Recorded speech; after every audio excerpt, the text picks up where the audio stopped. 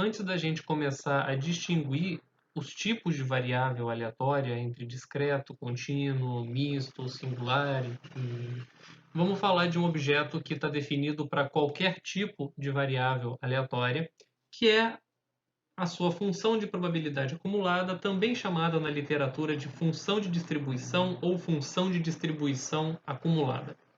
Bom, então, conforme está aí na definição, você tem x, uma variável aleatória, em um espaço de probabilidade ômega, munido de uma sigma-álgebra e de uma medida de probabilidade. Então, a gente vai definir essa função, denotada por f maiúsculo, x embaixo, para você não esquecer de qual variável aleatória você está falando, e ela vai ser justamente quanto que a variável aleatória acumulou de probabilidade até chegar num determinado valor x, e isso vai ser calculado para todo x real. Ou seja, isso mede a probabilidade da sua variável aleatória pertencer ao intervalo que vai de menos infinito x, e se a gente quiser escrever na definição por extenso, para a gente se convencer, isso é a probabilidade dos elementos do espaço amostral tais que x de ômega é menor ou igual do que x, tá? E todas essas probabilidades você sabe calcular pela definição de variável aleatória, lembrando que imagens inversas de intervalos sempre estão na sigma-álgebra.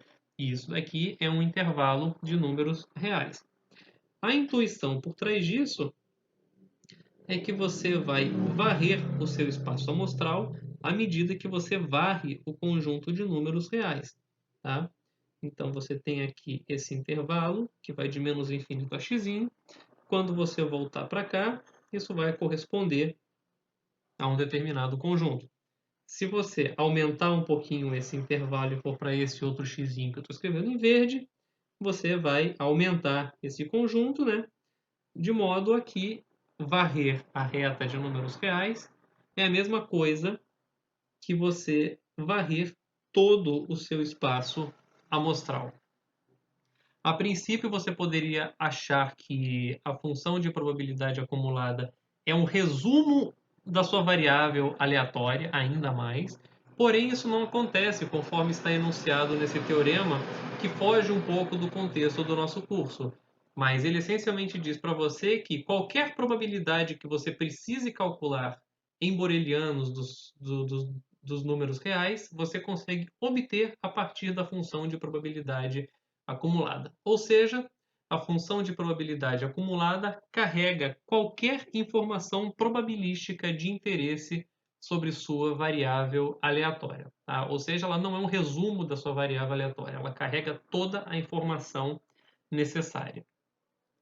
Antes da gente prosseguir no próximo vídeo com alguns exemplos e de fato começar a distinguir entre as variáveis aleatórias, vamos falar algumas propriedades da função de probabilidade acumulada. Então, conforme está enunciado aí no teorema, uma função de probabilidade acumulada de uma variável aleatória x satisfaz as seguintes propriedades abaixo. Tá? Vamos interpretá-las. A primeira é que quanto mais negativo é o número, mais próximo de zero é a sua probabilidade, razoável. A outra também diz que quanto maior o seu número, né, mais positivo ele, é mais próximo de 1 é o quanto que a sua variável aleatória acumulou de probabilidade, né? Razoável também, quanto mais perto de mais infinito, você já acumulou toda a probabilidade possível. A terceira diz para a gente que a função de probabilidade acumulada é não decrescente, o que faz sentido também, né? Você não tem como perder probabilidade, você só acumula a probabilidade. E a segunda diz que a função de probabilidade é contínua à direita, que a gente vai deixar isso mais claro quando a gente for provar esse resultado aqui e vamos fazer um desenho. Então eu vou começar provando o terceiro ponto aqui para a gente. O terceiro ponto diz que a função de probabilidade acumulada é não decrescente. Tá? Então, bom, você pega um x menor ou igual do que y. Isso implica para você que esse intervalo aqui, menos infinito até x, ele está contido no intervalo que vai de menos infinito até y. Então, Isso implica para você que o evento x menor ou igual do que x está contido no evento x menor ou igual que y.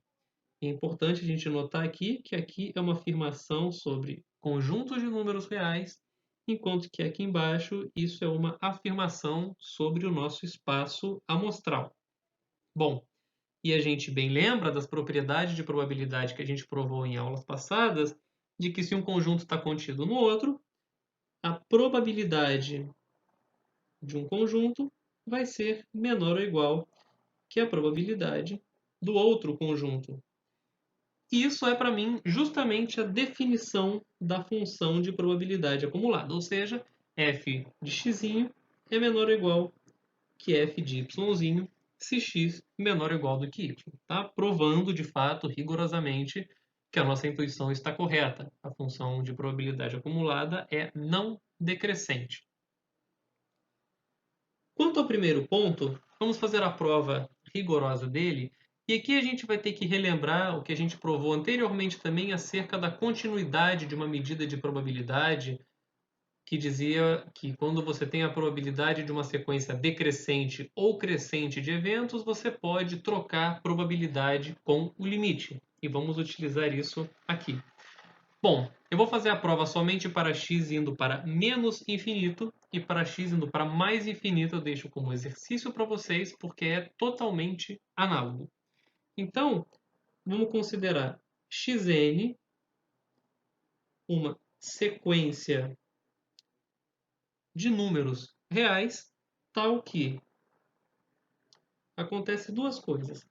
Primeiro, xn é uma sequência decrescente, ou seja, xn mais 1 é menor ou igual do que xn, e além disso, xn converge para menos infinito. Tá? Pode pensar, por exemplo, que a sequência dos naturais negativos, menos 1, menos 2, menos 3, etc. Mas eu quis fazer o argumento de modo mais geral. Então, bom, você tem essa sequência decrescente de números reais. Concorda comigo que se eu fizer essa sequência de eventos aqui, ou seja, x menor ou igual do que xn, isso também é uma sequência decrescente de eventos, tá? E bom, vamos calcular então a probabilidade desejada. O limite quando x vai para menos infinito da função de probabilidade acumulada é igual ao quê? Ao limite, né? Basta, em vez de eu calcular aqui para x, eu vou calcular somente nos valores da minha sequência e vou fazer n ir para mais infinito, ok? Isso daqui, por definição, é o limite, quando n vai para mais infinito, da probabilidade de x menor ou igual a xn. E eu vou colocar aqui as chaves para ficar bem claro que a gente está lidando com esses conjuntos do espaço amostral. Bom, a gente observou que x menor ou igual do que xn forma uma sequência decrescente de eventos. Relembrando a continuidade da medida de probabilidade, isso para mim se torna a probabilidade do limite quando n vai para mais infinito de x menor ou igual a xn. Ora, mas quem que é o limite dessa sequência de eventos, né? Xn fica cada vez mais negativo, fica na sua mente que pode ser os naturais negativos, por exemplo. Então, o limite dessa sequência de eventos aqui é igual ao conjunto vazio, pois isso vai ser a interseção para n indo de 1 até infinito de x menor ou igual a xn. Né? Lembra que uma sequência decrescente tem como limite a interseção. Então, isso aqui vai nos dar a probabilidade do conjunto vazio, que a gente lembra das propriedades que a gente provou, que é exatamente zero. Como eu falei, para outra parte a prova é análoga, basta que você considere uma sequência crescente para mais infinito. Lembre-se que o limite de uma sequência crescente de eventos é a união e não a interseção. e aí você vai concluir que o limite desejado é igual a 1. E finalmente, para terminar esse vídeo, o segundo ponto diz que a função de probabilidade acumulada é contínua à direita.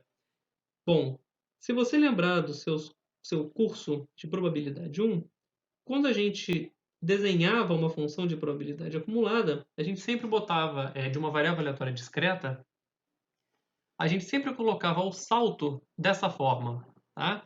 A bolinha aberta embaixo e a bolinha fechada em cima. Isso é justamente o fato dela ser contínua à direita, tá? Nos pontos onde a sua função de probabilidade acumulada é contínua, ela é contínua pela direita e pela esquerda, mas quando ela tem uma descontinuidade, ela vai ser sempre contínua à direita. Ou seja, digamos que aqui é o ponto onde você tem o salto, que eu vou chamar de x. Se você se aproximar aqui pela direita de x, ou seja, a minha sequência xn, ela é decrescente para x, isso significa que f de xn é uma sequência que vai se aproximar de f de x, conforme está indicado aí. Tá? Por que isso não vale para a esquerda? Né? Se você se aproximar aqui de uma sequência yn crescendo para x, né? Você for calculando f de yn, o limite vai bater exatamente aqui na bolinha aberta. E esse não é o valor de f de x. O valor de f de x é o que está aqui em cima, por conta da nossa bolinha ser fechada. Tá? Isso é uma convenção, algumas escolas definem a função de probabilidade acumulada como p de x menor que x, e aí nesse caso a bolinha vai estar embaixo, mas como a gente está definindo p de x menor ou igual a x, acaba que isso acontece, essa propriedade aparece. E a prova, eu vou dar a ideia para vocês e vocês completam, ela é bem parecida com a do item 1 que a gente fez aí em cima. Né? Você vai considerar uma sequência xn que decresce para x e você vai notar que x menor ou igual a xn é uma sequência decrescente de eventos. Tá? E mais ainda, se você fizer o limite dessa sequência de eventos, né, o limite quando xn vai para mais infinito de x menor ou igual do que xn, isso vai dar interseção n de 1 até infinito de x menor ou igual a xn. Como os seus xn convergem para x, isso aqui vai te dar exatamente x menor ou igual a x. E se você utilizar novamente a propriedade da continuidade de probabilidade, você vai verificar que a função de probabilidade acumulada, calculada em xn, de fato converge decrescendo para a sua função de probabilidade acumulada em x. É essencialmente repetir o argumento que a gente fez no item 1, mas em vez da sua sequência xn decrescer para menos infinito, ela decresce para um valor específico. Tá? Deixo como exercício para vocês terminarem. E finalizando esse vídeo, temos esse teorema que diz o seguinte: reciprocamente, se você pega uma função que satisfaz essas três propriedades acima, então ela é a função de probabilidade acumulada de alguma determinada variável aleatória. Tá? Ou seja, toda variável aleatória te gera uma função com essas três propriedades e toda função com essas três propriedades está associada a uma variável aleatória. Então, no fim do dia, para fins práticos, caso você não tenha a possibilidade de me mostrar quem é o espaço amostral, sigma álgebra, etc, etc, basta que você me informe a função de probabilidade acumulada que existe um espaço de probabilidade e uma variável aleatória associada a essa função de probabilidade acumulada. Esse é um resultado bastante importante, tanto em probabilidade quanto em estatística. Como vocês podem se recordar de alguns cursos, em estatística, às vezes a gente está interessado em calcular a função de probabilidade acumulada empírica para estudar certas propriedades de observações, e a gente sempre pode ter a consciência tranquila que isso de fato está associado a uma variável aleatória.